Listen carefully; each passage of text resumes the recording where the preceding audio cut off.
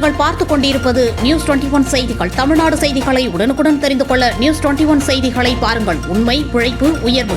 தேனியில் 3வது புத்தக திருவிழா.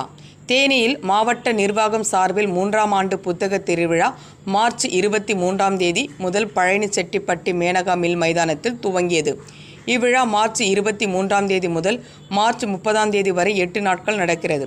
தினமும் பல்வேறு தலைப்புகளில் இலக்கிய அரங்கம், சிந்தனை அரங்கங்களில் உள்ளூர் பிரபல பேச்சாளர்கள் பங்கேற்கின்றனர். அதன் ஒரு பகுதியாக 2ஆம் நாள் நிகழ்ச்சியாக தேனி வட்டார போக்குவரத்து அலுவலகம் சார்பாக நிகழ்ச்சி நடைபெற்றது. தேனி வட்டார போக்குவரத்து அலுவலர் மாணிக்கம் அவர்கள் வரவேற்புரையாற்றினார். தேனி மாவட்ட கலெக்டர் ரஞ்சித் சிங் தலைமை வகித்தார். இந்நிகழ்ச்சியில் கவிஞர் மனுஷ்யபுத்திரன் அவர்கள் கலந்து கொண்டு மங்காத தமிழென்று சங்கே முழங்கு என்ற தலைப்பில் சிறப்புரையாற்றினார்.